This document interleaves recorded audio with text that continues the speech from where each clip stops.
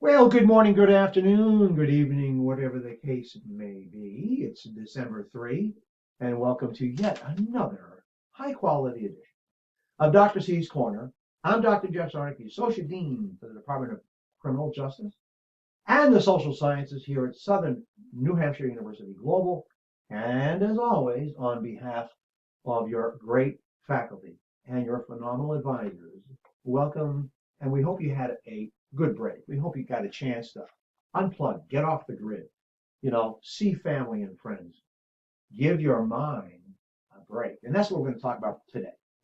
And I love reading material uh, written by people a heck of a lot smarter than I in a lot of different areas that I hope will bring some element of say some good information that you can use that aligns with or correlates directly to our chosen profession, which is service to others. Call it policing, public safety, etc., corrections, it doesn't matter.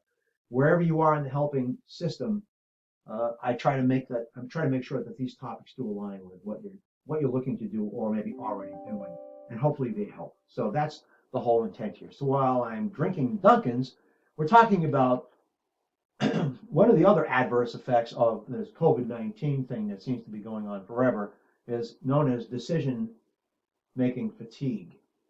And according to researchers, what they're saying and what they're finding is that one third of Americans right now are experiencing some sort of decision making fatigue, which has rendered them somewhat inert in their abilities to make day to day basic decisions, which can be tiresome, anxiety provoking, all these things, definitively adverse reactions or effects.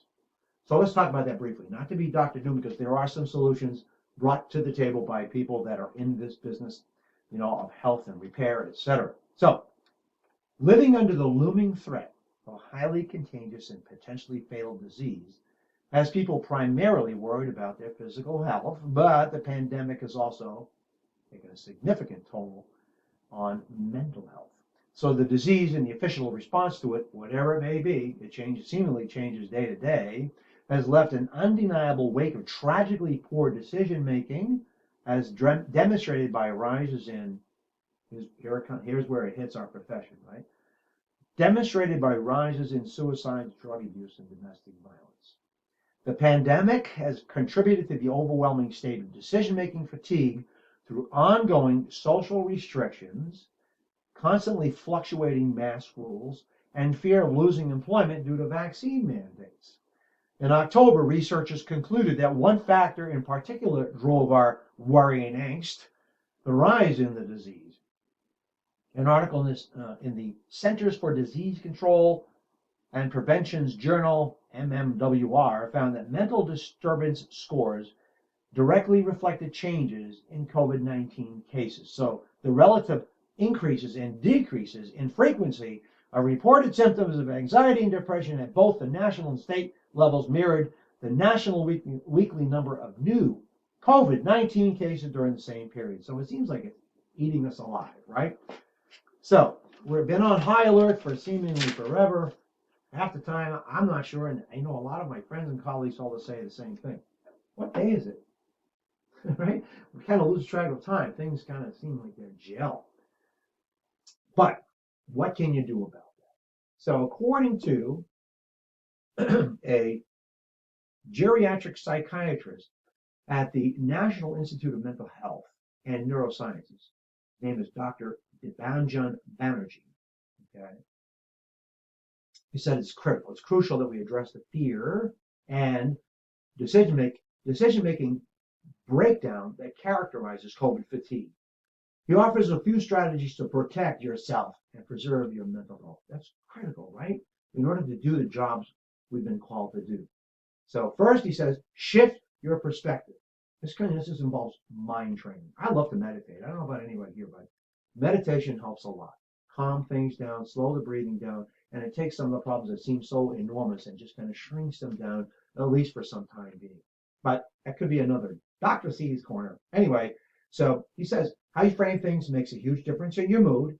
It's only natural that most people tend to focus on the negative aspects, but you should try to steer your mindset in a different direction.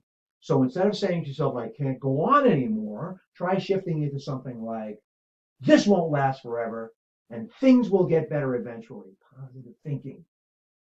Next, let your worries work to your advantage. He says worrying is a normal thing to feel, but dwelling on it too much can cause stress and anxiety. So why not let your worries motivate you into making some positive changes in your day-to-day life? If you're worried about losing your job during the pandemic, you can counter that by updating your resume and checking out job listings. In case the worst happens, you are more prepared and more equipped to handle the situation. The doctor also echoes other advice, such as fight the temptation to entertain all the worst what ifs of the future and hold your mind firmly in the present. It takes practice and it takes mindset, and it's hard to do. This is not an easy one-off thing, right? So anyway, long story short, thank you for hitting the subscribe button. You know how to get a hold of me. We all have your back. We're here to support you. It's j.czarnik@snhu.edu. And on behalf of your great faculty and phenomenal advising staff, thank you for tuning in. Have a great and safe weekend.